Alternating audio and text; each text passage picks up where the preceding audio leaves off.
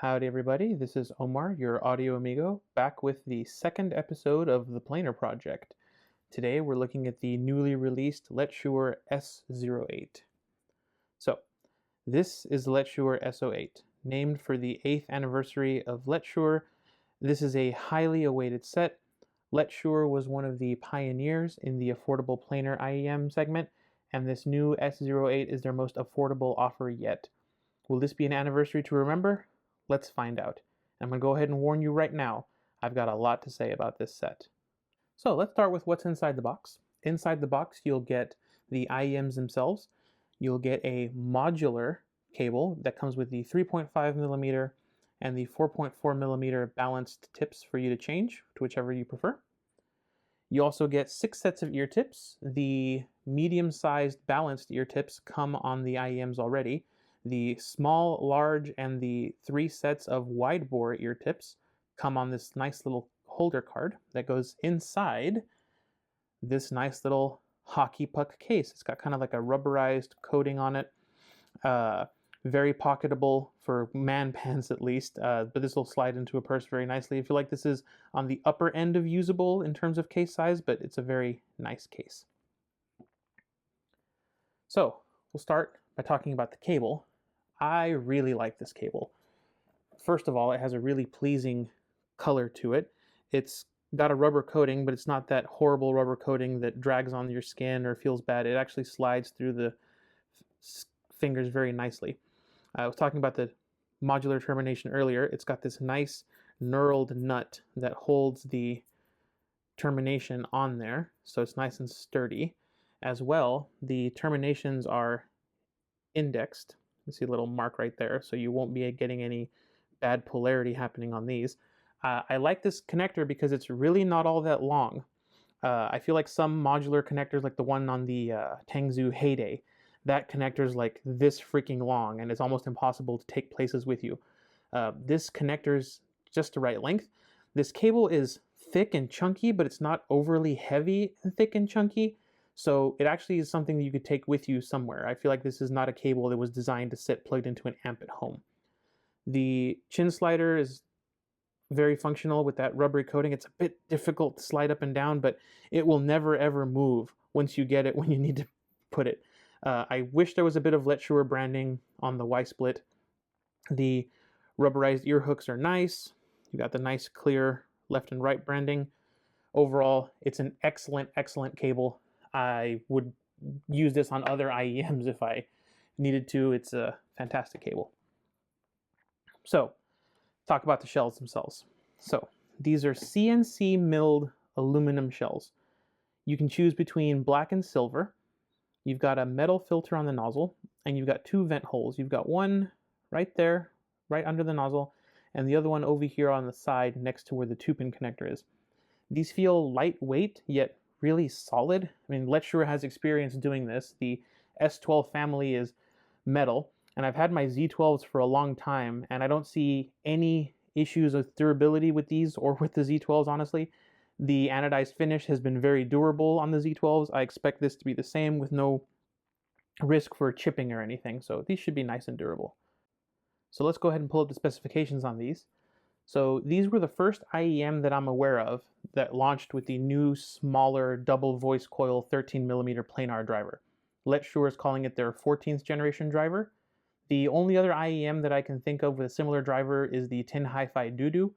And like the Doodoo, even though this is a planar, it doesn't require a ton of power to make it sing. 26 ohm impedance with 105 sensitivity makes them perfectly usable out of laptops, phones, Walkmans, Minidisc players. I've been using this with everything I have. Whatever you like.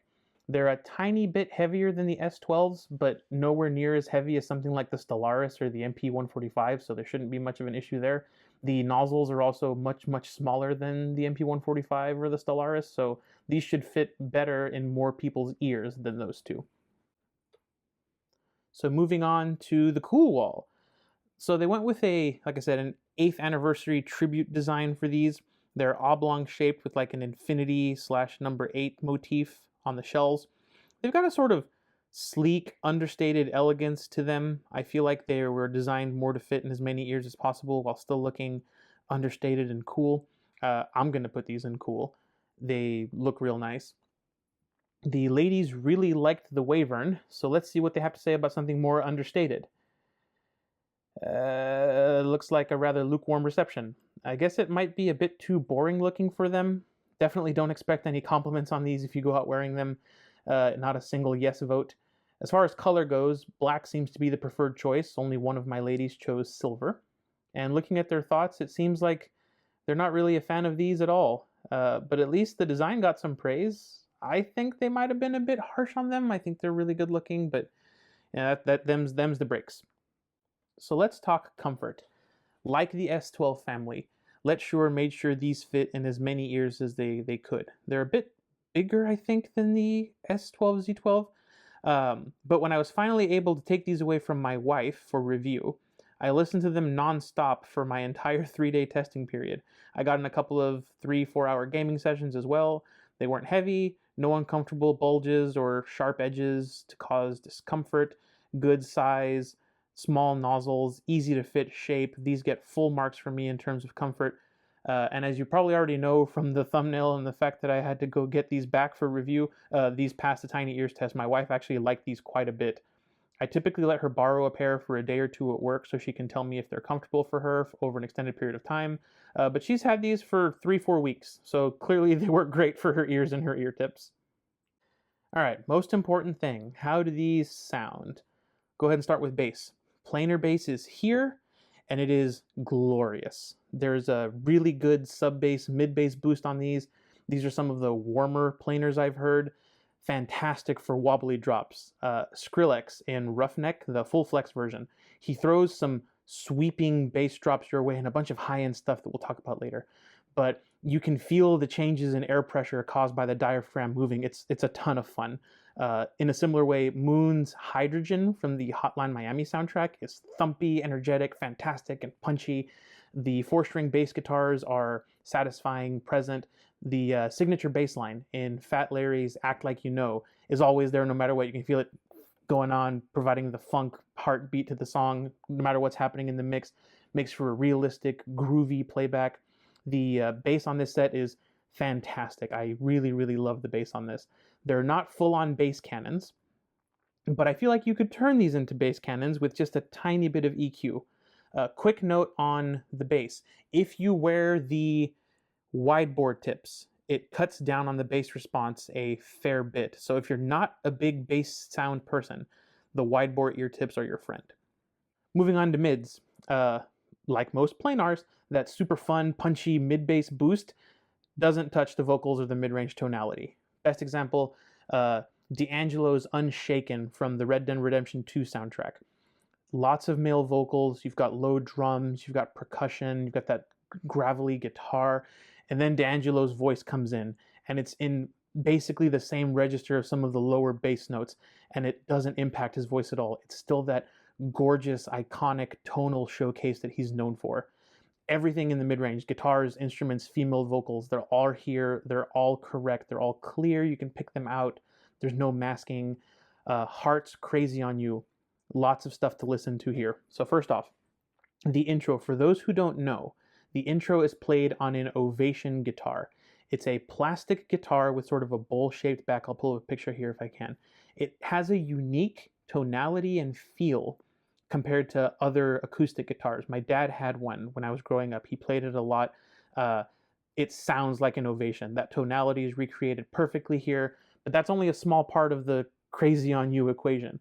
Ann Wilson's vocals on this track are absolutely iconic, and she sounds gorgeous. There's no nasal overtones from the upper harmonics. There's no huskiness from the mid-bass boost. Everything, bass, guitars, vocals, that flute playing in the background, the drums, it all sounds fantastic on this set. In my opinion, the mid-range on this set is about as good as it gets. It's tonally correct. Nothing is too forward or recessed. The mid-range just sings. In a similar way, I feel like the upper mids or treble are where this set sets itself apart from other full-range planars. They're not boosted at all. Typically, that means you would lose harmonics, top-end detail, and end up with something sounding overly warm. That's not particularly true. The speed and lightweight nature of the planar driver, specifically this one, lets them achieve fantastic detail and great technical performance with much less energy than you need from a dynamic driver or a BA. What this translates to on this set in particular is that this is the first planar that passes essentially all of my harshness tests with flying colors. The one that I've been using recently is Hosho Marine's duet I with Kobo Kanairu.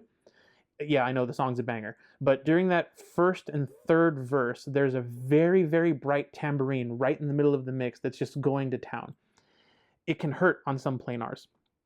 On this, it sounds crisp, energetic, clean, and it doesn't make my ears start to get tired. All the dynamics and decay from the little tambourine is there, just toned down a bit compared to other planars. Even at high volumes, I can stand it. And the story is the same as I found for basically all cymbals and bells. AC/DC Shoot to Thrill. This set lets you hear every little bit of Paul Rudd's stick strikes, bell hits, all the texture from the hi-hats, the wash and decay of those famous Peisty cymbals. Nothing of it is overblown or fatiguing. There's definitely energy here. It's enough energy for details and harmonic overtones to be present and audible, but not enough to cause issues to anybody with treble sensitivity. Some folks might complain about the lack of detail at low volumes, but that's the thing. This set doesn't suffer from the planar trap, as I call it, but we'll talk more about that later. Moving on to technicalities. In my opinion, they're absolutely stellar. As I mentioned earlier with D'Angelo's Unshaken, low-end technicals are incredible. Look no further than The Who's Sugan Esena from the Star Wars Fallen Order soundtrack. The Who is a Mongolian rock band. They make use of several traditional Mongolian instruments, including throat singing. I feel like that's a perfect test for low-end harmonics and micro details, especially with the deep drums and the bass line that this song has. It's an excellent, excellent replay. Powerful, impactful vocals, delicate instrumentation, all in one. The subtones and overtones generated by the throat singing are perfectly represented here. But now let's look at the other end of the spectrum. Let's talk about high-end details and harmonics, specifically female vocals. The Who is on my low-end harmonic testing site. The opposite end is Japanese pop duo Claris. They do a similar thing to the throat singing through their vocal harmony. Both of them sing notes in a very specific way. The one I use is Hitori Goto. In that song, there are a ton of instances where the harmonic vocals generate subtones and overtones and extra harmonics. The best example, in my opinion, is at the beginning of the second verse. They sing in such a way that you get ear-filling, gorgeous harmonics, and it sounds absolutely fantastic on this set. The replication of all of those little tones and subtle vibrations that their vocals crashing into each other generates is perfectly represented here. To finish off, I have the finale of the final movement of Respighi's Pines of Rome. There is so much happening at the end of that movement. Every instrument from the double bass to the triangle is absolutely going to town. And I find that sets that are, for me, very technically resolving can replay the most subtle nuances in there. There's the triangle that's actually going very, very quietly, but you can hear it. The violins are sort of in the background because the brass and the drums are overpowering everything, but they're there and you can hear the movement of the bow. You can hear that clearly on this set. I don't personally find this set lacking in detail or technicalities at all. I think it's absolutely fantastic. In terms of stereo separation, yes, I use Mediterranean Sundance. Look, I had to listen to all that gorgeous guitar work with all those details on this set. I actually listened to the whole album. But anyway, stereo separation is great. No issues. The audience has all the room they need. The guitarists sound like they're in opposite ears, just like it was recorded. The soundstage is not bad. The laid-back tuning means you don't get the widest perceived soundstage, but on tracks that are mastered well for soundstage, you'll get all the information you need to place the instruments around you cleanly and accurately. My best example, George Benson's Affirmation, the live version from London. It's an absolute bop. It's mastered extremely well for soundstage. The band feels like they're, if you're sitting right here, the band feels like they're sitting around you, and you can make out who is where. I would describe the perceived soundstage on this set as average, but not lacking in any way. So before I do comparisons, I'd like to talk about that planar trap that I brought up earlier. I feel like this happens to a lot of people when they try a full-ranged planar for the first time, either in an IEM or in an over-ear headphone. You're excited, you just got these new headphones, pull out your audio player or whatever it will be, you pull up your favorites playlist, press play, start to listen. A couple of songs in, your absolute jam comes on, you're feeling it, it sounds fantastic. You go to the volume knob, crank it to immerse yourself more in the sound, and it's fantastic.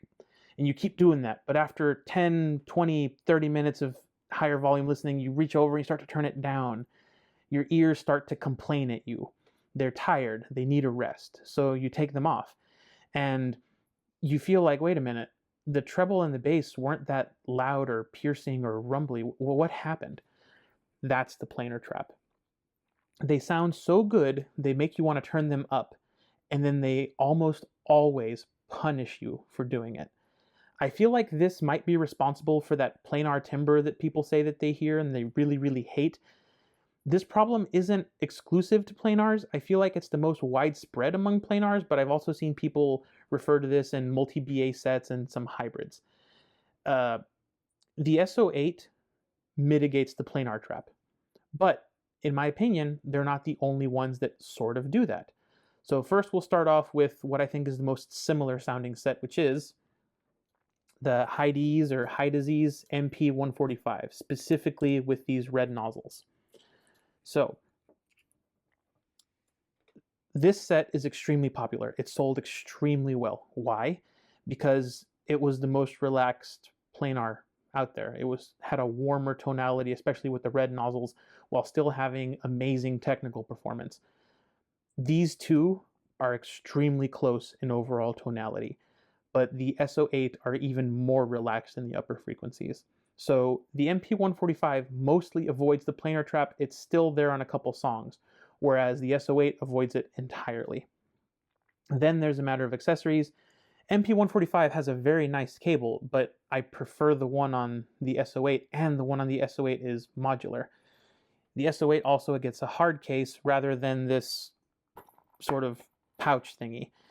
Yes, you can change the nozzles on the MP145 for a bit more variety, but the S08 is $60 less than the MP145.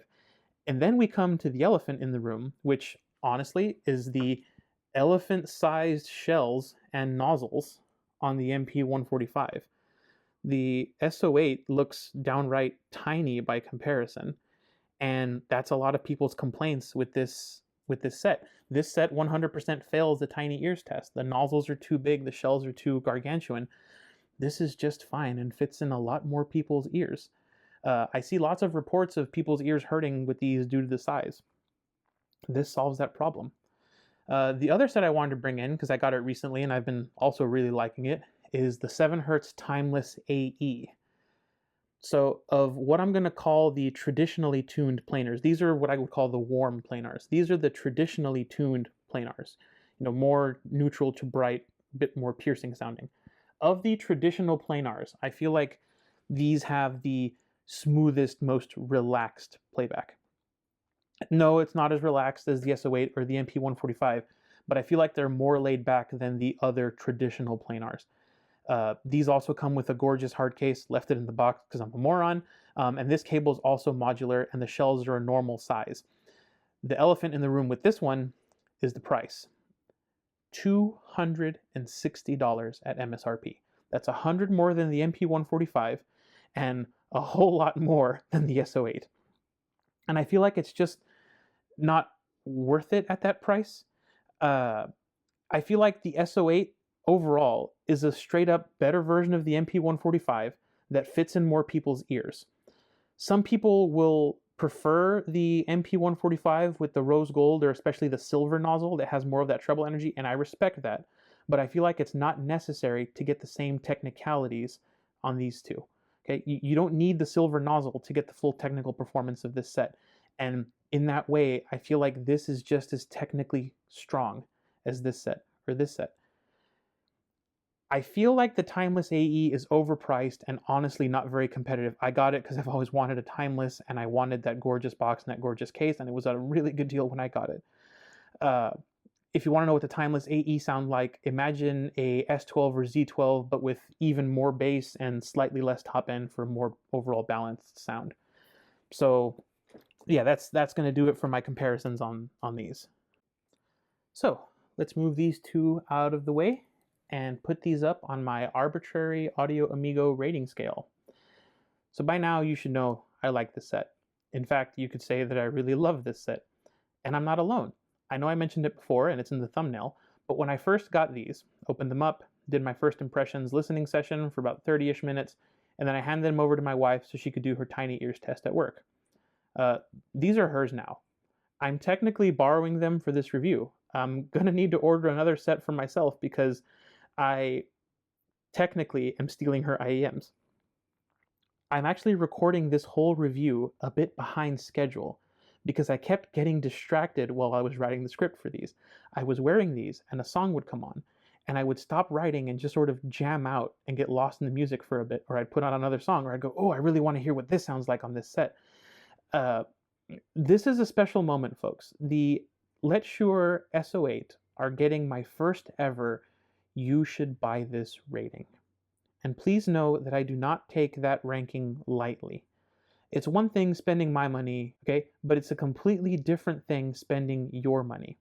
Okay, it's my responsibility that if I'm going to recommend something to this level, that I feel that you get something out of it. I 100% feel that anybody who buys this set will find something to like about it. It's non-fatiguing, it's comfortable. The replay is smooth, silky, musical. It's all those non-specific audio words that I use that I back up with all my musical examples. This is the most musical examples I've put in an episode because I feel like I needed to talk about these. They're a more relaxing MP145 that fits in more people's ears and costs $60 less while having better accessories. Now, that being said, I should mention Hidizs has the new MP143 Salt coming out specifically to do battle with this set, and I'm very excited to listen to it and review it when it comes out.